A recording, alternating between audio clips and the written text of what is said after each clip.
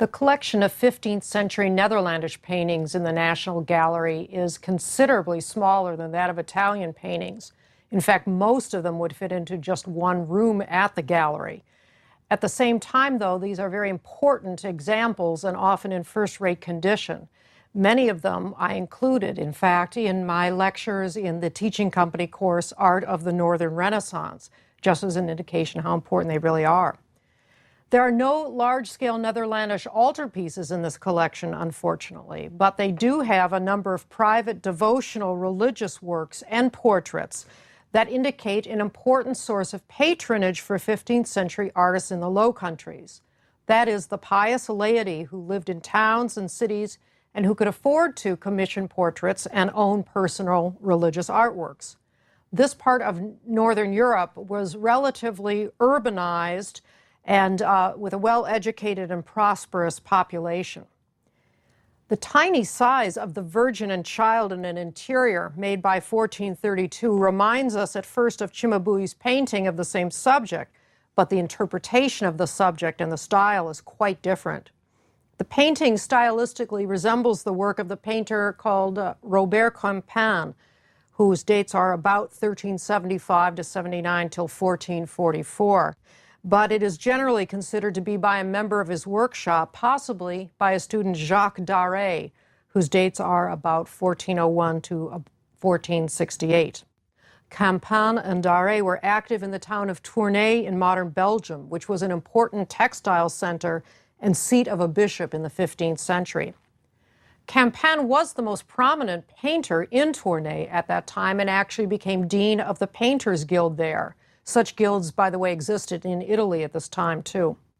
From evidence of the work attributed to him that survives, it appears that the wealthy merchants of Tournai were his primary patrons for religious works and portraits. The Virgin and Child in an interior is an image where religious symbolism and domestic description are mixed inextricably. It would function as a private devotional image, one that could be held in the hands and travel if necessary, which would encourage a layperson to engage with the holy figures of Christianity in a personal manner. Now, the 15th century saw an increased interest in personal religious devotion in Northern Europe and Italy alike. In the Low Countries, this movement was called the Devotia Moderna, or the modern devotion, and it encouraged piety by appealing to Christians on an individual level and by emphasizing direct access to religious truths, ones not requiring the mediation by clerics. Mystical writings aided in this process. Thomas à Kempis's Imitation of Christ, which came out in 1418, was the most influential text associated with the modern devotion. It asked the reader to project him or herself into the narratives of religious events, especially of the New Testament, in order to imagine the moral choices they raised and how these choices could then reflect on their own contemporary life. Religious images played a powerful role in this process as well. And unlike certain earlier periods in Christianity, there did not seem to be, at this very moment, any problem with using religious images as part of devotion. Here, the Virgin Mary is not seen enthroned as the Queen of Heaven, but instead imagined as a loving, unidealized, and approachable mother who holds her squirming infant tenderly. The Christ child unselfconsciously touches his genitals as any infant might. However, this also reflected a theological insistence on the completely human nature of Christ incarnated as a man. The charming, seemingly everyday scene takes place at bath time before a warm fire. The setting at first resembles a well-to-do Flemish domestic interior from the period, and through the open window we can see a Flemish townscape in the background. However, the floor slabs here look like semi-precious stones, not typical Flemish wooden floors, while the cloth of gold fabric that covers the bench behind the Virgin and Child indicates the higher status of these figures. This fabric, which featured woven gold in it, was generally restricted to ecclesiastical purposes or used by royalty. Both associations fit this occasion. There's great emphasis here on the visual nature of this world and its material qualities. on the textural difference between a towel and a brass bowl filled with water, for instance, or on the different light effects made by firelight, candlelight, and sunlight falling through a window.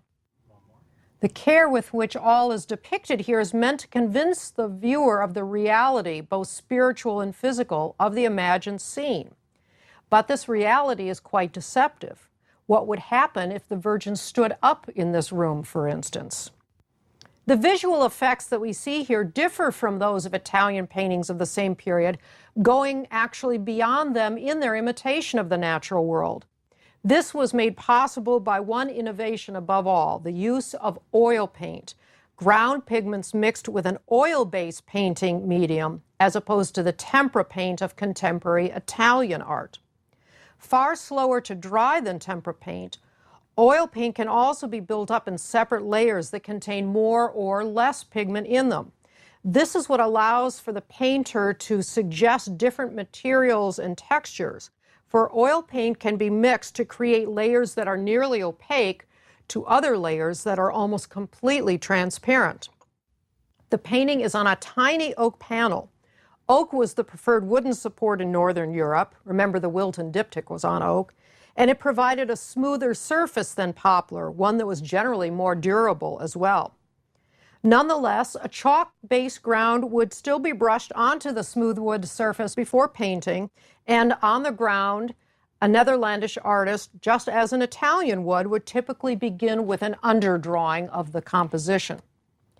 The painting and its carved frame are all from the same panel, and thus the Virgin and Child in an interior can be added to our short list of National Gallery paintings that have retained their original frames.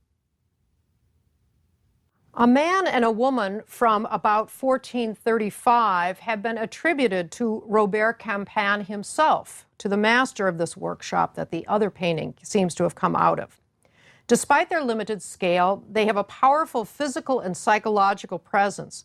It is not hard to believe that we are indeed seeing real individuals from 15th century Tournai. The fine physical condition of these paintings helps to support the sense of reality. It is the physical volume, the sense of their insistent three-dimensional quality that first strikes us. Each head is framed tightly in a small space and evenly lit, which helps them to emerge forcefully from these plain, dark backgrounds. The three-quarter view, including head and shoulders, and in the case of the woman, a hand, was a favored one for 15th century Netherlandish portraiture. Almost equal attention was given to their faces and their clothing. Both characterize these two, likely a married couple, as individuals and as members of the well-to-do Burgundian bourgeoisie. This was the area ruled by the Dukes of Burgundy. They wear expensive fur-lined garments, but not the ornate garb and patterned fabrics of the nobility. Textile trades were important for Burgundian wealth, and the careful depiction of the man's turban and the woman's white headdress, in this case made up from 3 separate veils that are pinned together carefully, suggest how important textiles were to such sitters, perhaps as symbols of the source of their own wealth. These figures are almost as insistently shown as unidealized individuals. For instance, the man's jawline sags and he has bags under his eyes. His younger wife has a plump chin. Yet they each convey a sense of the individual. Her eyes sparkle through the painter's careful representation of light reflecting off of them, for instance, really helping to bring her depiction to life. The backs of the paintings are painted to resemble marble, as that Duccio altarpiece had been, indicating that they were not intended to be hung on a wall. Instead, they could have been attached as a diptych and were portable. The 15th century was really the first in which portraits of individuals outside of royalty or the aristocracy became widespread. The rise of the individual in importance in society was not limited to Italy by any means. The National Gallery has the distinction of owning 3 paintings by the most famous early Netherlandish painter, Jan van Eyck, whose dates are circa 1395 to 1441. Van Eyck served as court painter to Philip the Good, Duke of Burgundy, and once traveled to Portugal on his behalf. Unfortunately, none of his work made for the Duke survives.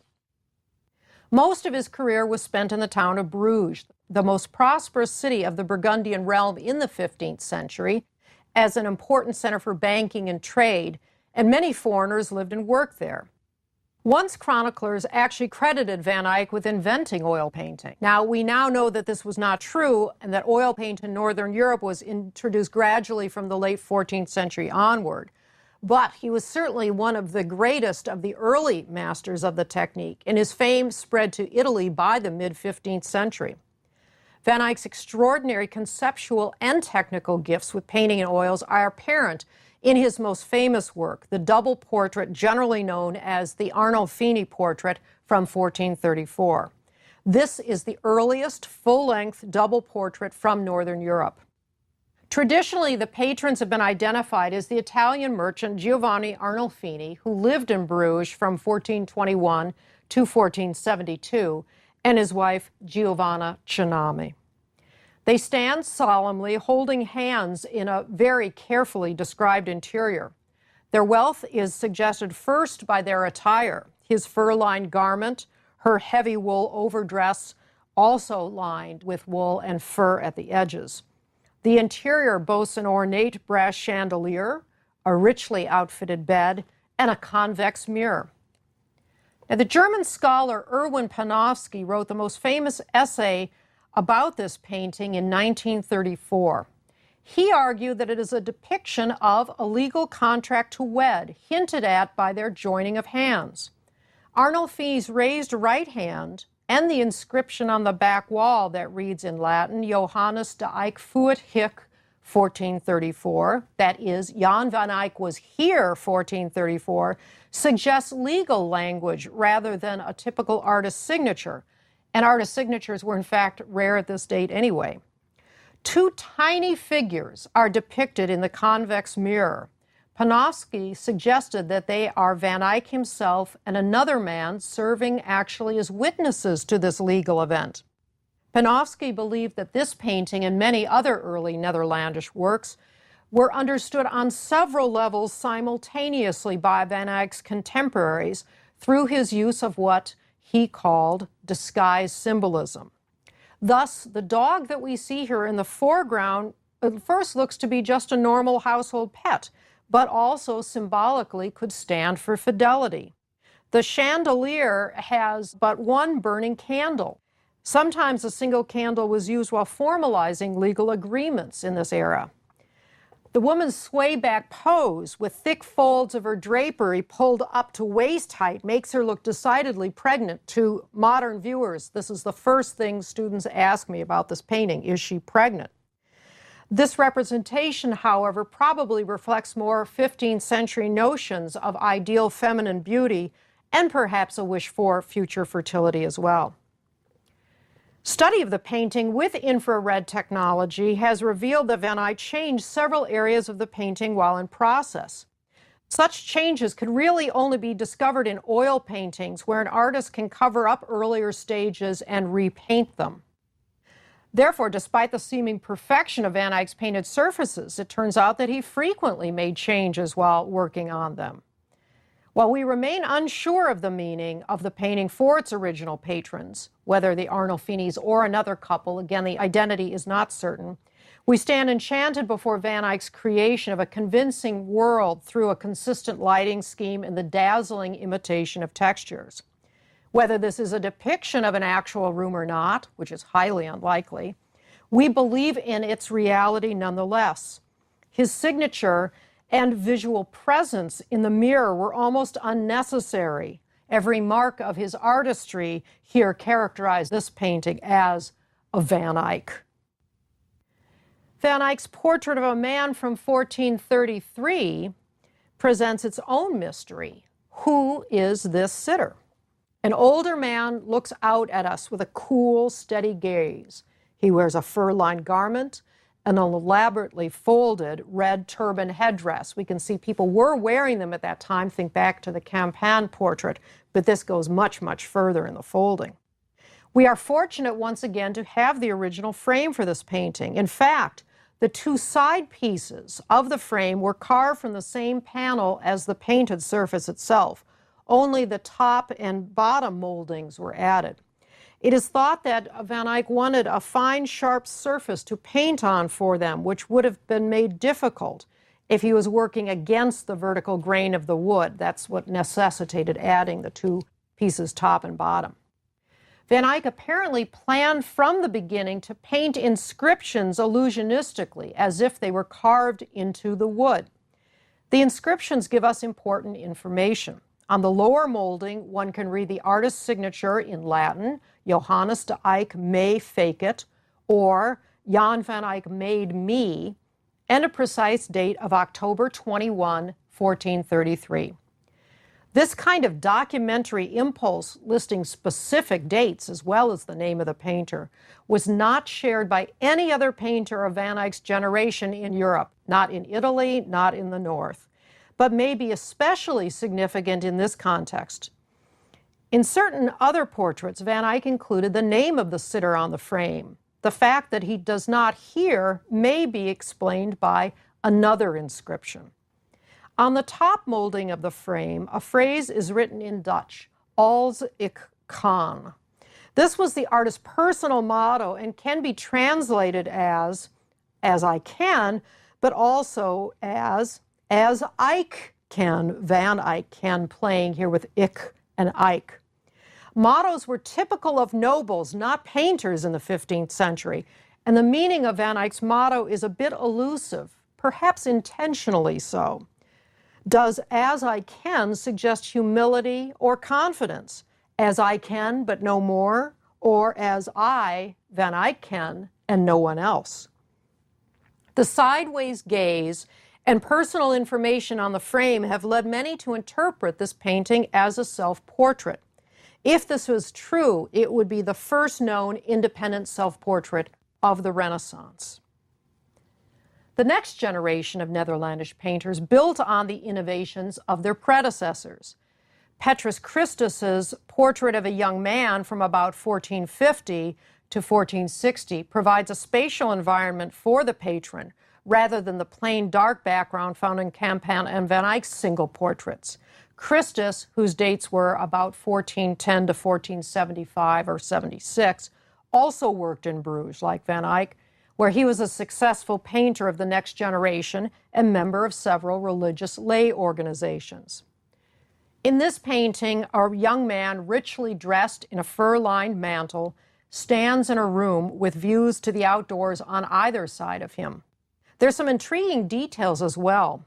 On the wall behind the man, there is a small image tacked on a wooden board against the wall. It shows a head of Christ in a frontal view, with decorative flourishes at both sides and writing below.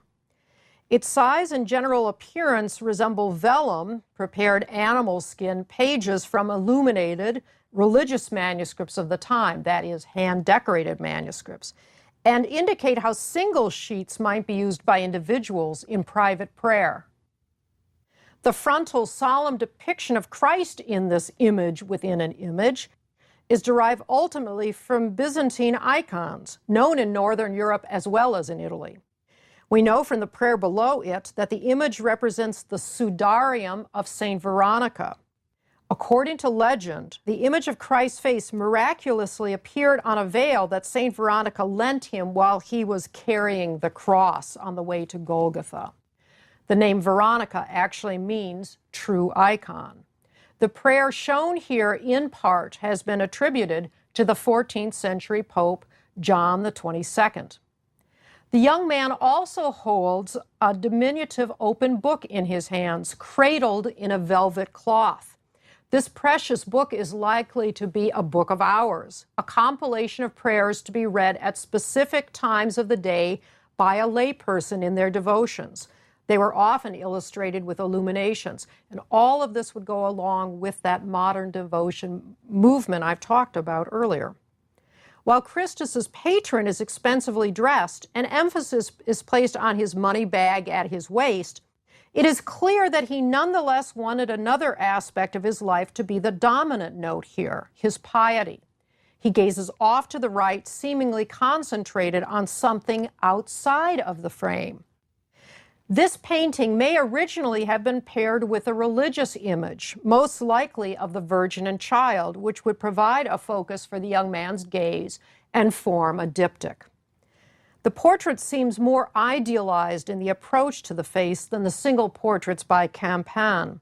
Yet Christus, like Van Eyck in the Arnolfini portrait, realized that he could suggest other aspects of a patron's life or character through providing a carefully described environment.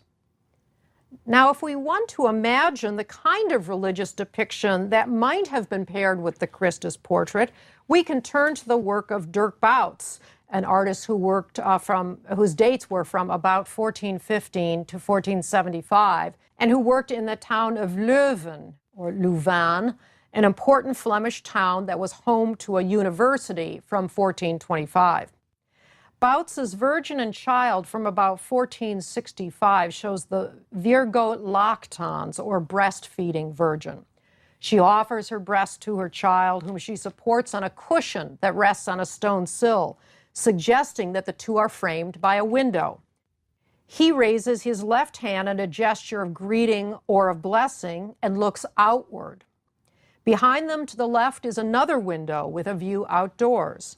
At right hangs a beautiful red and gold brocaded textile, a cloth of honor that, as in the Campan workshop painting, lets us know that we are in the presence of divine royalty. This painting maintains some of the simplicity and sense of intimacy that the Campan image projected as well. Bouts was another master of illusionism. The shadow of the Christ child at right and the placement of the figures close to the picture plane, that is the foremost illusionistic spatial plane to the actual painting surface, lends the image a sense of solidity. The 15th century Italian art theorist and architect Leon Battista Alberti had advised painters to think of the flat surface as a view through a window when composing their paintings. We see here how a Northern European painter took advantage of this concept to increase the sense of three dimensions. Oil-based paints generally incorporated the same pigments as tempera paints did. Here, the top layers of the Virgin's blue robe are painted with ultramarine, reminding us how frequently this precious and expensive pigment was associated with holy figures, above all, with the Virgin Mary. Just slightly later in date, Hans Memling's Dun triptych from about 1478 amplifies the image of the Virgin and Child with the depiction of saints and donors. While it resembles large altarpieces designed by Memling, it was likely meant for private domestic devotion or for a family chapel. Memling, by the way, whose dates are about 1430 or 40 to 1494, was actually born in Germany and migrated to Bruges, where he became a master. The Virgin and Child are shown enthroned with a cloth of honor, seated on a terrace that reveals a continuous landscape image behind the three panels. The patrons, Sir John Donne, not the 17th century poet, his wife, Elizabeth Hastings, and their daughter kneel in prayer before the Virgin and Child. Religious etiquette entails that they be accompanied by saints when brought into the presence of the Virgin and Child. Here, Saints Catherine of Alexandria and Barbara stand behind them to play this role of introduction. Note, too, that the Donne family does not interact with the Virgin and Child directly. Donne, a Welshman, was a diplomat in the service of Edward IV of England and was in Bruges, where Memling worked, in 1468, for the marriage of Edward's sister Margaret of York to Charles the Bold, Duke of Burgundy. Very high-level marriage. Donne returned to the Low Countries several times in the following decades and was often based in Calais as well, then ruled by the English. His affiliation is made clear by the Yorkist pendants that dangle from metal collars with suns and roses on them that appear both around his and his wife's necks. The donor's personal name saints, St. John the Baptist and St. John the Evangelist, are shown on the outer wings of this triptych. St. John the Baptist with the lamb, St. John the Evangelist with the chalice. The floor tiles and ceiling patterns let us know that they stand in the same room as the other figures. On the back of these two panels appear Saints Christopher and Anthony Abbot painted in grisaille, that is, in black and white tones, to resemble stone statuary. It isn't surprising that a man like Donne would have taken advantage of one of his trips to the Burgundian realm to commission a painting made there. The fame of early Netherlandish painters had spread well beyond the borders of the Low Countries by the 1470s, and his king Edward IV patronized Netherlandish artists. Many of Memling's patrons were foreigners. Portraits of Italian bankers and merchants made by Memling were brought back to Italy, where they fascinated Florentine artists, in particular around 1470, with their combination of a bust-length portrait set against a landscape background, similar to what we see here in terms of the landscape behind the figures. The Netherlandish ability to depict landscape was considered the most attractive feature of that art in other countries. But Memling was also aware of Italian art. The architecture of this terrace, the columns, look more Italian than Netherlandish, and he likely learned about this style through other artworks. There's no indication he ever went to Italy. Memling's workshop seems to have been a very efficient place, where pattern drawings allowed him to reuse figures or even whole compositions. Thus, the central panel of the Donne triptych greatly resembles a large-scale altarpiece by Memling called the St. John altarpiece, which is now in the Memling Museum in Bruges. It is hard to imagine that Donne and his family would not have been extremely satisfied with the results of their commission. The portraits were sensitively rendered, while the painting overall is a beautiful example of illusionistic oil painting. The mood, as is often true of Memling paintings, is sedate, and symbolism is used to suggest a greater significance for the whole. Thus, an angel offers the infant Christ an apple, which he reaches for eagerly. In this case, Christ is shown as the new Adam who willingly redeems original sin for humans such as the Donne family. One last 15th century Netherlandish work was also undoubtedly made for private contemplation. The Nativity at Night from the late 15th century by Herken tot Sint Jans, who was active from 1475 and died 1495, also indicates the spread of Netherlandish innovations into the northern Netherlands. We've been talking about the southern Netherlands up till this point. The early 17th century art historian Karl van Mander wrote in 1604 that Herken tot Sint Jans lived at the headquarters of the Commandery of the Knights of St. John in Haarlem. This order was both a hospital and military religious community. Hertgen's name means Little Jerry of St. John's. Now, Haarlem was a prosperous town with flourishing textile and beer brewing industries. Northern Netherlandish towns had their own local traditions, but it was only with Hertgen that their work reached the same level of sophistication as that found in the southern Netherlands. Unfortunately, few paintings by Hertgen survive.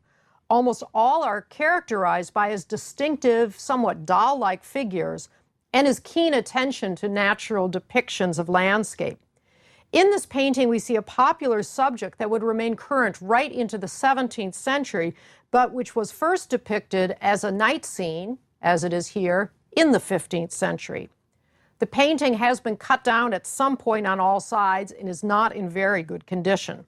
The Virgin's clothing and the stable interior have darkened considerably, and the radiance emanating from the infant Christ has worn down. Nonetheless, this painting retains a quietly emotional expressiveness created through pose, gesture, and lighting. It also happens to be one of my favorite early Netherlandish paintings, so I will skip the bad condition and show it to you anyway. Bad is maybe a little extreme, poor condition. Now, the Nativity at Night combines two stories often shown separately: the Holy Family in the stable at Bethlehem after the birth of Jesus, and the angel's annunciation of the birth of the Savior to shepherds nearby. The foreground scene depends more on a 14th century mystical text attributed to St. Bridget of Sweden than to any biblical account, and ties this work with the rise of interest in private devotion and devotional texts. The Virgin Mary, her husband Joseph, and 5 angels gather around the manger in which the Christ child lies. They gaze on him in wonder, as do an ox and ass. Jesus emits supernatural light, signified here by the use of real gold. St. Bridget had stated that he outshone the sun at birth. Through the stable door, we see in the middle distance a group of shepherds who have gathered around a fire for warmth. It too is outshone by the appearance of a radiant angel in the sky who delivers them extraordinary news. Hertgen clearly used here light both naturalistically and symbolically. He heightened the effect of supernatural light by comparing it to the earthly light source for the shepherds, the fire. Divine light is all about illumination, literal and spiritual, and thus it is that through sight, all the human figures in the painting, except for the infant himself, receive knowledge of the miraculous. This is a moving painting and quite a sophisticated one, despite its seeming simplicity and its humble presentation. In this lecture, we have seen that artists and patrons in Northern Europe showed similar interest in a new naturalistic painting style and an emphasis on the individual through portraiture. Since we have now gone up to the end of the 15th century in the Low Countries, it is time to return to Italy to witness developments there in the second half of the 15th century.